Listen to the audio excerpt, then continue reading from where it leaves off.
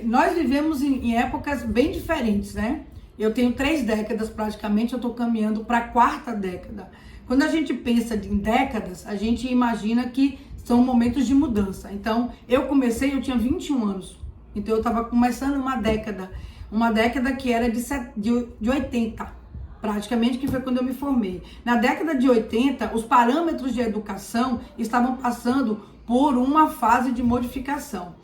Nós saímos até 70 e poucos, 80, de uma fase onde a gente vivia um país que estava dentro de um conflito, porque existia uma suposta revolução e existia todo naquela época, um suporte político de abafamento e a gente tinha uma censura, você não podia falar nada. Ainda existia muito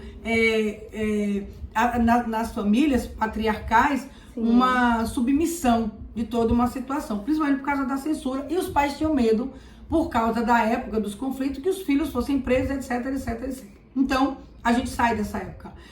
Junto com isso, a psicologia também, no mundo inteiro, ela veio trazendo um olhar diferenciado e modificador de que essa opressão que os pais faziam com os filhos deveriam deixar de existir, mudanças de tempo.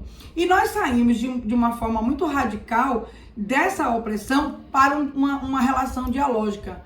Acho ótimo. Só que essa relação dialógica, ela vai de encontro a tudo isso que eu acabei de falar sobre a formação do cérebro de uma criança. A criança, ela vai de 0 a 2 em fase reflexa e de 2 a 3, ela é concreta. Eu preciso passar coisas concretas para a criança e não abstratas. O diálogo, ele é completamente abstrato. Eu estou cobrando ou trazendo para essa criança solicitações de compreensão e de entendimento sobre educação informal, que é comportamental, que ela não tem competência de entender.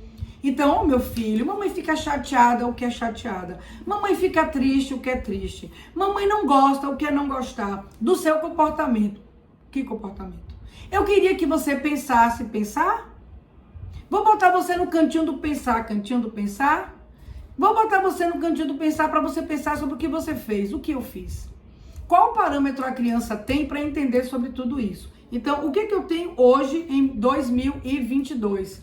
Que já caminhamos quase 4 décadas em relação a isso. Nós caminhamos e há uma grande diferença. Hoje, a gente se perdeu. Em algum momento, esse barco desatracou e ele está sem rumo.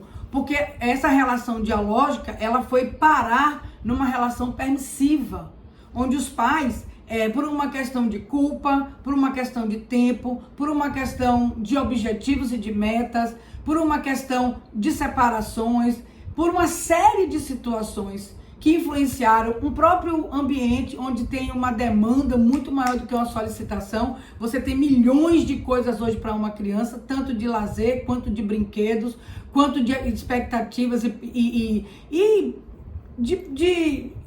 mesmo do que vai ser do seu futuro. Hoje eu posso ir para os Estados Unidos, hoje eu posso estudar aqui, hoje eu posso ir para outro lugar, hoje eu posso ir para outra universidade. O próprio Enem traz isso para você. Então, hoje a oferta é muito maior do que a procura, o que torna a relação de educação mais complicada. Então, a gente vê hoje pais com medo de mexer nas essências dos seus filhos. Então, eu tenho um filho retado, eu gosto dele. E você, em vez de procurar trabalhar o limite, você acha que dando o limite ele vai deixar de ser retado. Eu tenho um filho danado que faz e que apronta. E eu acho lindo e eu fico com medo de dar um limite e essa criança deixar de ser retada. Uma coisa não tem nada a ver com a outra. Verdade. E isso é importante. Então, hoje o que eu vejo é que crianças que apresentam, porque vem no meu consultório, elas têm 2 tipos de clientela. 2. A criança com diagnóstico, ela já traz o diagnóstico e ela já traz a desculpa da mãe. Ele é assim porque ele tem isso. Ele é assim porque ele apresenta esse sintoma. Ele é assim porque o sintoma de não sei o que apresenta isso. E tem a pessoa que vem sem o diagnóstico, mas uma criança ansiosa, desatenta, desorganizada. E que quando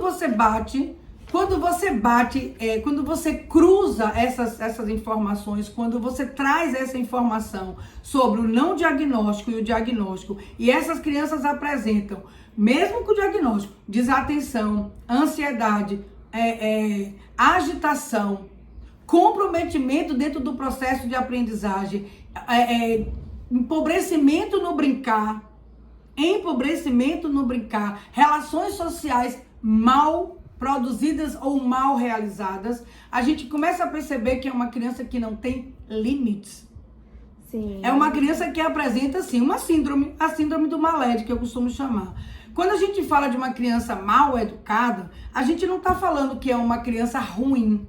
O mal da gente é que a gente tem uma mania de fazer pejorativo todos os nossos termos. É como retardo.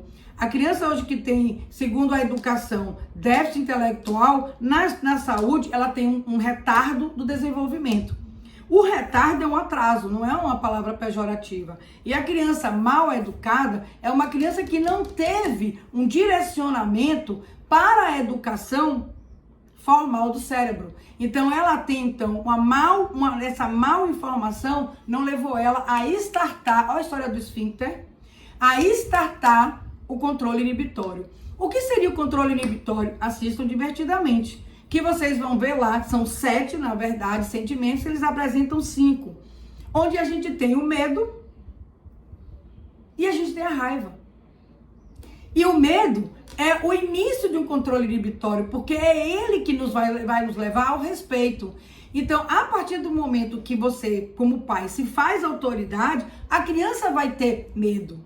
Não é fobia, não é pavor, não é opressão, é autoridade. A partir do momento que ele reconhece o saber daquele sujeito, meu pai, o saber daquele sujeito, minha mãe, e que ela, quando ela faz, opa, não, mamãe não quer, mamãe não aceita que você faça isso, mamãe não deixa, mamãe não vai colaborar com você nesse sentido, você não, a partir do momento que todo esse discurso, que cada um usa do jeito que quer, é acionado, a criança vai parar. Existe um programazinho que foi no Fantástico, eu assisti mesmo com vontade de entender, onde é interessante que quando a criança ouve o não pela primeira vez, aciona uma luzinha vermelha, foi acompanhado por cientista, aciona uma luzinha exatamente na parte frontal, onde existe o juízo de valor. Sim. Então, o não é simplesmente o não. Ele faz parte de um processo de juízo de valor, onde você vai entender o que pode e o que não pode. Aí eu deixo a pergunta para todo mundo. Você pode tudo? A gente pode tudo? A gente pode querer tudo? Eu posso querer estar na praia e no consultório? Eu posso querer ser responsável e irresponsável? Eu posso querer estudar e não estudar? Ou estudar e tirar nota boa? Não. Tudo é uma questão de causa e consequência. Não tem jeito. A vida é assim. Então, a ação inibitória do sujeito, ela tem que existir para que ele possa sentar e aprender. Então, essa criança, quando chega para mim, ela traz isso. Então, a primeira coisa que eu tenho, que não é necessariamente patológico, é uma não instalação da função executiva, que é nada mais, nada menos do que um gerenciador cerebral para o processo de aprendizagem e de todas as outras coisas que a gente faz, que levam ao autocuidado, às relações práticas, ao aprendizado formal. Então, se a parte informal não tiver ratificada nesse sujeito e tiver acionado nesse cérebro esse controle inibitório, a gente não consegue entrar na questão patológica. Eu não consigo trabalhar o potencial e a habilidade desse sujeito para melhorar o quadro diagnóstico dele, porque eu tenho umas ações anteriores cerebrais que não estão instaladas.